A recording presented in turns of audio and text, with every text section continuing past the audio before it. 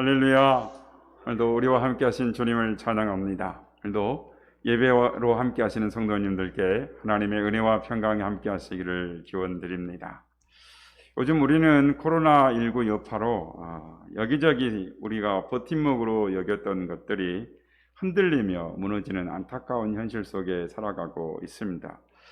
이제는 코로나가 잠잠해지려나라는 우리의 기대와는 달리 변이 바이러스로 인해서 초유의 상황을 맞이하고 있습니다. 자고 일어나면 들리는 소식은 어둡고 우울한 소식들이 얼마나 많은지 모릅니다. 수십 년 동안 일궈왔던 사업을 정리해야만 합니다. 그리고 취업의 문을 꽁꽁 얼어붙고 어디로 나돌아다니지 못한 지도 한 1년이 넘었습니다. 그래서 작년에 우울증으로 병원을 찾은 환자만 해도 100만 명이 넘는다라는 집계가 있습니다. 그 이외에 비공식 집계를 하면은 더 많은 숫자의 국민들이 우울증으로 시달리고 있다라는 것을 우리가 알 수 있습니다. 곳곳에서 우리의 삶이 무너지는 소리들이 들려옵니다. 여러분, 인생이라는 것이 무엇일까요? 톨스토이의 참회록에 보면 인생이란 무엇인가를 실감나게 표현을 합니다. 한 나그네가 메마르고 위험한 광야를 지나가고 있는데 햇볕이 사정없이 내리쬐이고 목은 마르고 입은 바싹바싹 타들어갑니다. 온몸이 지쳐서 흐느적거렸습니다. 이때 갑자기 난데없이 사자 한 마리가 나타났습니다. 사자는 발톱을 세우고 커다란 입을 벌리고 한 입에 삼켜듯이 달려들었습니다. 나그네는 죽음을 힘을 다해 도망을 쳤습니다. 하지만 금세 숨이 턱에 차서 더 이상 뛸 수가 없었습니다. 마침 마른 우물을 하나 발견하고 까마득하지만 두 눈을 질끈 감고 뛰어내렸습니다. 한참을 떨어지다가 다행히 한 가냘픈 나무가지에 덜컥 걸렸습니다. 정신을 차리고 나무가지에 겨우 매달린 채 저 아래를 내려다보니까 이번에는 수많은 독사들이 뒤엉켜서 우글거렸습니다. 먹이가 떨어지는 줄 알고 독사들이 고개를 쳐들고 위를 쳐다보면서 시뻘건 혀를 날름거리면서 쉿쉿 하는 겁니다. 이 사람이 혼비백산해서 다시 위를 쳐다봅니다. 그랬더니 이번에는 사자가 아래를 내려다보면서 입에 침을 흘리며 송곳니를 드러낸 채 울렁울렁거립니다. 올라오기만 하면 통째로 삼켜버릴 듯합니다. 이제 나그네는 올라갈 수도 없고 내려갈 수도 없는 진퇴양난의 위기에 처하고 말았습니다. 시간 후 주위를 살펴보니까 걸터 앉은 그 나무 잎사귀에 벌들이 뿔을 쳐놓았습니다. 그 위험한 지경에 처했음에도 불구하고 배가 고픈지라 나그네는 혀를 내밀어 꿀을 핥아먹기 시작했습니다. 얼마나 꿀이 달고 맛있는지 나그네는 자기가 처한 위기 상황도 잊은 채 연신 아이고 참 맛있구나 하면서 감탄을 하며 꿀을 핥아먹습니다. 하지만 매달린 손에 힘이 점점 차츰 빠지기 시작합니다. 그래서 이번에는 무슨 사각사각하는 소리가 들립니다. 가만히 보니 우물벽의 돌담 사이로 검은지와 흰지가 교대로 연신 드나들면서 나그네가 의지하고 있는 가냘픈 나무가지 밑동을 갉아먹고 있는 것이었습니다. 참으로 기가 막힌 운명에 처한 것입니다. 여기 검은지, 흰지는 무엇입니까? 그것은 우리가 사는 밤과 낮인 시간을 의미합니다. 그러니까 인생이란 한 70년, 80년 밤과 낮 검은지, 흰지가 드나들듯 시간이 다 지나가 버리면 마침내 매달렸다는 가지도 부러지고 인생이 끝난다라는 것입니다. 이 기막힌 사연이 현재 인생의 현 주소인 것입니다. 오늘의 시대를 살아가면서 우리가 코로나 시대를 살아가면서 우리의 인생이 참 무엇인가 우리는 다시 한번 생각해 보게 되는 것입니다. 시편 기자는 우리의 연수가 70이요 강건하면 80이라도 그 연수의 자락은 수고와 슬픔뿐이요 신속히 가리니 우리가 날아가나이다 라고 말을 합니다. 성도 여러분, 그렇습니다. 우리의 인생은 만만한 것이 아닙니다. 원치 않는 건강의 고통, 물질의 고통, 영적인 고통이 있습니다. 무엇보다도 인생의 벼랑 끝에 몰릴 때가 있습니다. 그런데 대부분의 사람들은 평탄할 때는 잘 모릅니다. 인생의 막다른 코너에 몰렸을 때, 이른바 벼랑 끝에 몰렸을 때 자신을 알게 됩니다. 정말 내가 원하는 것이 무엇인지 알게 됩니다. 인생의 터닝 포인트가 찾아옵니다. 선택의 시간이 찾아옵니다. 인생의 다른 길이 열리고 다른 길을 가게 되는 것입니다. 오늘은 지난 시간에 여리고성에 들어간 이 정탐꾼에 이어서 기생 라합에 대해서 이야기를 해보려고 합니다. 기생 라합을 보면서 우리는 궁금한 것이 있습니다. 그것은 어떻게 정탐꾼들을 숨겨줄 생각을 했을까라는 것입니다.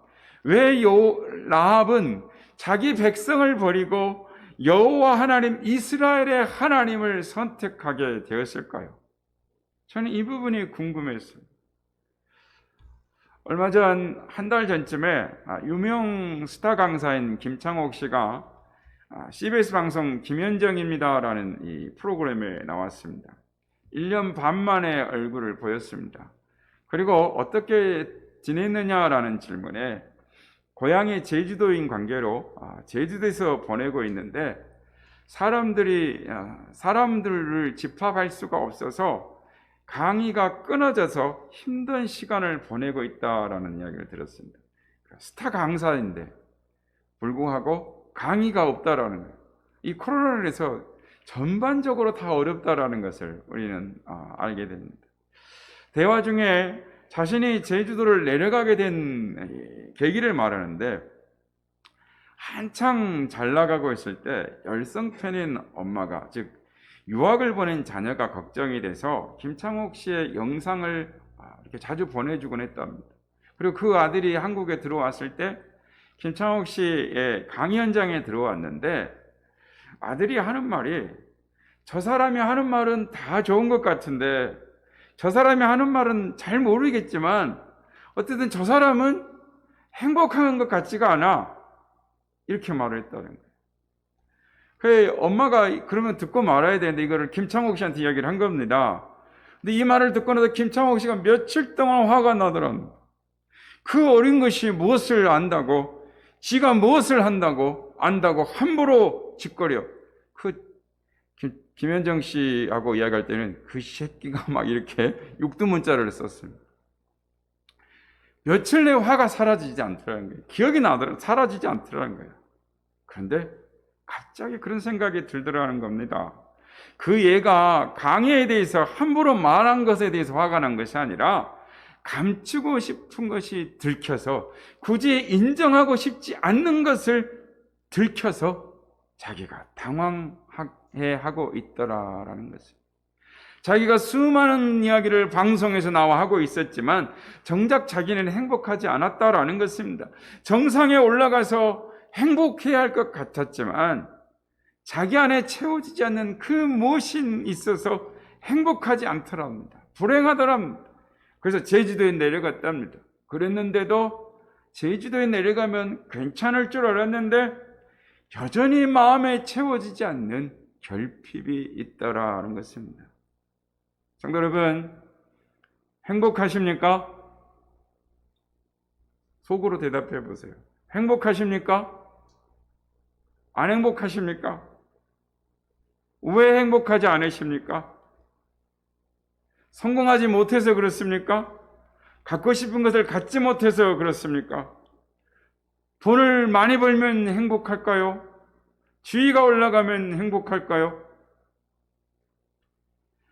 인생의 절반쯤 왔을 때 깨닫게 되는 것들이라는 책에 보면, 인생을 80이라고 생각했을 때 절반쯤 왔을 때 갑자기 인생이 허무해지더라는 것입니다. 우리 이 자리에 계시는 분, 우리 권사님들은 벌써 80일 넘으신 우리 권사님들도 계시지만, 어쨌든 우리가 인생을 어느 정도 절반이 넘거나 또는 인생을 마무리하는 이 성숙의 시기에 왔을 때 우리 자신을 돌아보면 행복해야 될 텐데 인생이 허무하더라는 거예요. 행복하지 않더라는 겁니다. 뭔가 잃어버린 것 같고 뭔가가 빠진 것 같고 더 중요한 것 채워지지 않는 그 자리, 빈자리가 세상의 그 어떤 것으로도 채울 수 없다라는 것입니다. 그래서 마음 안에서 무언가를 갈망하고 그것을 채우기 위해서 안달하게 되는 우리의 자신을 보게 된다라고 말합니다. 그러면서 이 책에서 이렇게 말합니다. 인생의 절반쯤 왔을 때 우리가 깨달아야 하는 가장 중요한 사실은 인생이란 다르게 해석하면 얼마든지 다른 삶을 살아갈 수 있다는 인생의 유연함이다. 그래서 뭐라고 말하냐면 인생을 살아갈 때 중요한 것은 상황이나 상태가 아니라 과정이며 목적이나 속도가 아니라 방향이라는 사실에 대해 우리는 고려해야 한다라고 말합니다. 저는 기생 라합에게도 이런 결정적인 계기가 있었으리라고 생각합니다. 성경에는 기생 라합이 이스라엘의 하나님을 선택하게 된 결정적인 계기가 무엇인지 말하지 않습니다. 물론 성경에서 하나님이 애굽에서 하신 일과 아모리왕 시온과 바산왕 오게가 하신 일들을 들었다라고 말을 합니다. 그러나 이 이야기를 듣기 전에 라합의 마음의 상태에 대해서 그녀의 삶에 대해서는 말하지 않습니다. 그러나 우리가 아는 것처럼 누구에게나 고민이 있습니다. 그녀에게도 고민이 있었을 것입니다. 인생에 채워지지 않는 그 무엇 때문에 허무해하고 괴로워하며 절망하고 아파하는 눈물의 시간들이 있었을 거라는 것입니다. 수가성의 사마리아의 여인처럼 괴로움과 고통 가운데 하루하루를 탄식 가운데 보내는 시간들이 있었을 거라는 것입니다. 그런데 이스라엘의 하나님의 소식을 들은 것, 이스라엘의 하나님을 만나는 순간 자신의 모든 죄짐이, 괴로운 짐이 다 떨어져 나가는 것을 느꼈습니다. 그리고 하나님을 사모한 것입니다. 하나님의 백성이 되기를 열망한 것입니다. 성경에 보면 예수님을 만난 사람들이 있습니다. 예수님을 만나고 그들의 인생의 문제가 해결되고 삶이 뒤바뀐 사람들의 이야기가 성경에는 계속 나옵니다. 시각장애인 바디메오가 주님을 만났습니다. 그가 얼마나 주님을 만나기를 고대했습니까? 사모했습니까? 주님이 지나가신다는 말을 듣고 고래고래 소리를 지릅니다. 자신을 불쌍히 여겨달라고, 자신을 만나달라고 소리를 지르고 또 지릅니다. 세리장 삭개오가 마음에 곤고함이 있었습니다. 괴로움이 있었습니다. 슬픔이 있었습니다. 간절함이 있었습니다. 그래서 모든 걸 내려놓고 수치스러움을, 부끄러움을 다 내려놓고 뽕나무에 올라갈 수 있었습니다. 마음에 간절함이, 결핍이 주님을 만나게 했던 거예요. 참전 화장품의 김광성 회장은 인생의 고통 시기 가운데 예수님을 만났어요. 그런 약국을 경영하면서 직접 피부 약을 개발하고 팔아 성공 가도를 달린 듯 했습니다. 그런데 하루아침에 보건법 위반으로 검찰에 쫓기는 신세가 되었습니다. 그동안 쌓아놓은 인맥도 아무 도움이 되질 않았습니다. 도망자 김광석을 구해낼 수가 없었습니다. 누군가 내 인생을 쥐고 끝장을 낸 거야. 악몽 같은 현실에서 울부짖으면서 그는 갑자기 누군가가 자신의 인생을 쥐고 있다라는 것, 누군가의 시선을 느끼기 시작했습니다. 그러면서 하나님이신가요? 하나님을 믿지 않았던 그가, 인생에는 인과응보이지 하나님이 어디 있어 하던 그가 고통과 시련 가운데 있을 때 하나님인가요? 하나님이 내 인생을 움켜쥐고 있는가요? 그분이 하나님인가요? 살아계시다면 제발 저를 살려주세요. 소리내어 부르짖습니다. 뜨거운 눈물이 흘러내립니다. 창문으로 아침 햇살이 그를 환하게 비치는 순간 가슴속에 쌓였던 모든 것들이 무너져 내립니다. 그러면서 고백하는 말, 하나님, 당신이 정말 계시다니 죄인인 된 저를 받아주세요. 하나님을 만난 것은, 하나님의 음성을 들은 것입니다. 성도 여러분, 하나님의 시련을 통하여 우리를 만나 주십니다. 결핍과 고통을 통하여 우리를 만나 주십니다. 우리의 간절함과 사모함 가운데 만나 주십니다. 우리의 고난 뒤에 하나님의 축복이 있습니다. 저는 이러한 경험이 하나님의 역사가 기생 라합에게 반드시 있었으리라고 추측하고 믿습니다. 왜냐하면 하나님의 역사는 우연이 없기 때문입니다. 주님이 말씀하십니다. 마태복음 10장 29절에서 30절 말씀입니다. 참새 2마리가 한 아사리온에 팔리지 않느냐? 그러나 너희 아버지께서 허락하지 아니하시면 하나도 땅에 떨어지지 아니하니라. 너희에게는 머리털까지 다 세신 바 되었나니. 그렇습니다. 이 땅에 우연한 건 없습니다. 하나님의 만지심과 하나님의 역사하신 가운데 하나님을 경험하고 난 사람만이 라합이 이스라엘의 하나님을 나의 하나님으로 고백할 수 있는 것처럼 고백할 수 있게 되는 줄로 믿습니다. 사랑 여러분, 행복하십니까? 무엇을 향하여 달려가고 계십니까? 여러분에게 어떤 목마름이 있습니까? 어떤 간절함이 있습니까? 혹시 저 사람처럼 살면 행복할까? 저 사람처럼 성공하면 행복할까? 얼마나 행복할까? 부러워하며 지내고 계시지는 않습니까? 여러분을 행복하게 하는 것이 무엇입니까? 기생 라합을 행복하게 하는 것이 있었습니다. 라합을 행복하게 하는 것은 약속이었습니다. 정탐꾼들이 하나님의 이름으로 맹세한 약속이 그녀를 행복하게 했습니다. 오늘 보면 21절 말씀입니다. 라합이 이르되 너희 말대로 할 것이라 하고 그들을 보내어 가게 하고 붉은 줄을 창문에 매니라. 창문에 붉은 줄, 창문에 달린 붉은 줄이 라합을 행복하게 했습니다. 창문에 달린 줄은 하나님의 약속이었기 때문입니다. 하나님의 주신 생명의 증표였기 때문입니다. 성도 여러분, 여러분의 삶 가운데 하나님이 주신 생명의 증표가 있습니까? 하나님이 주신, 여러분에게 하나님이 주신 하나님의 약속의 말씀이 있습니까? 하나님을 만난 경험이 있습니까?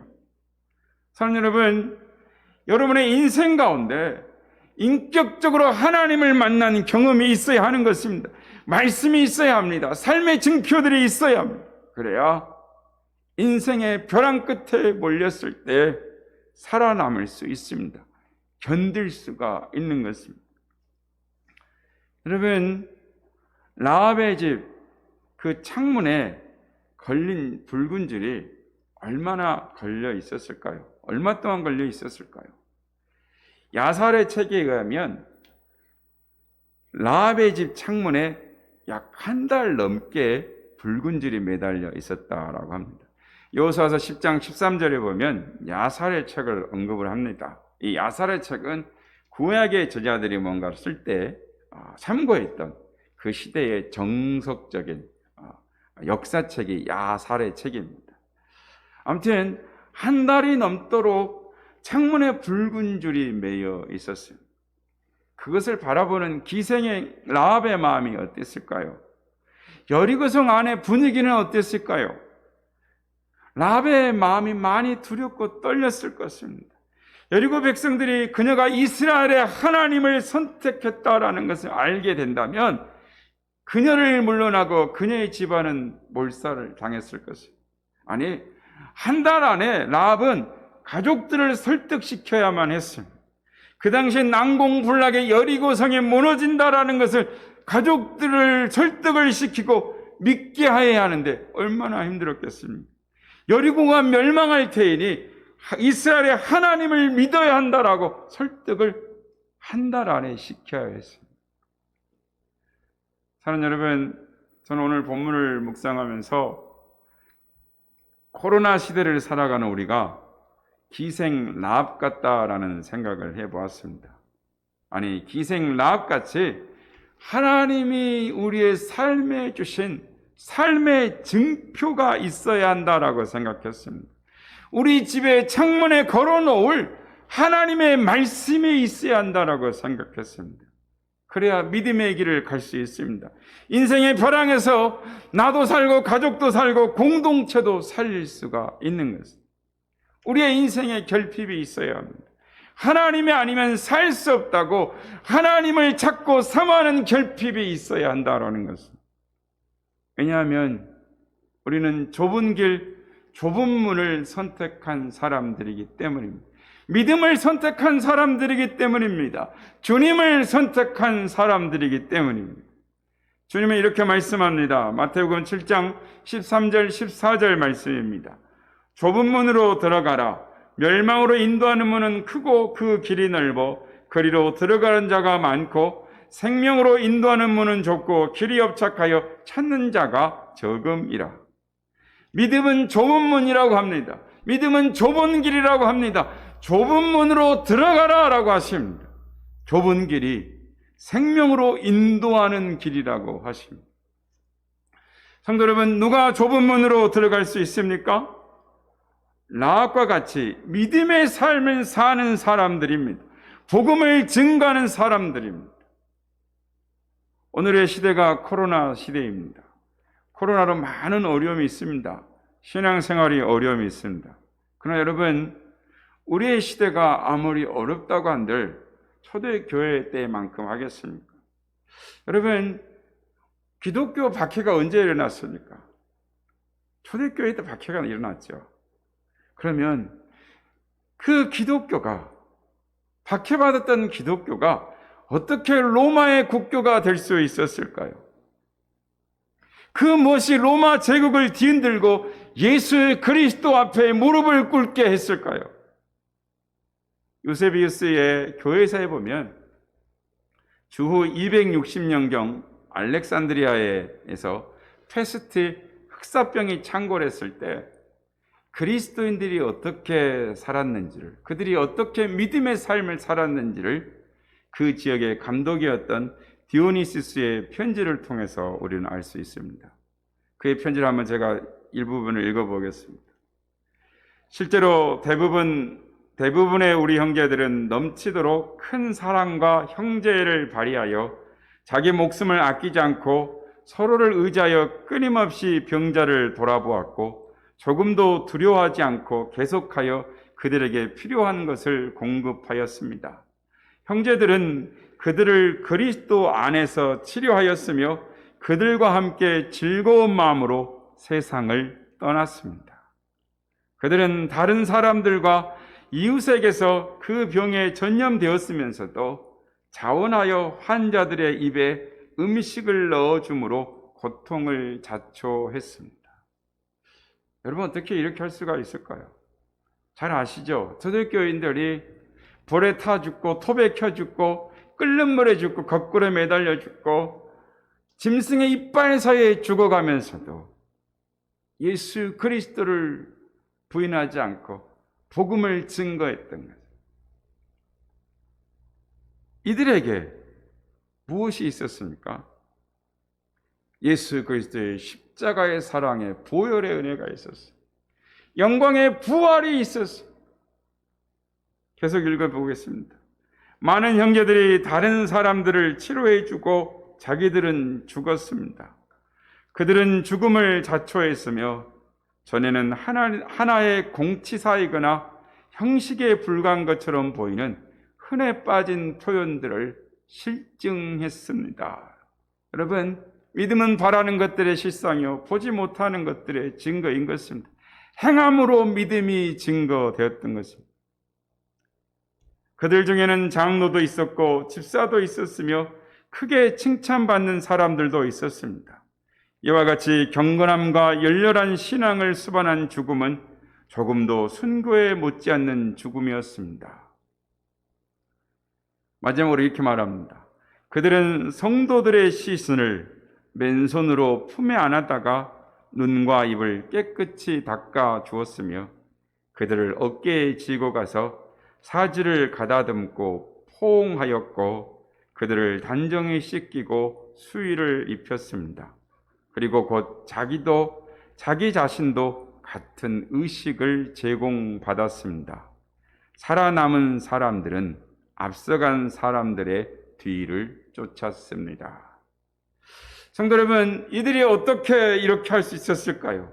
그들이 주님을 인격적으로 만났기 때문입니다.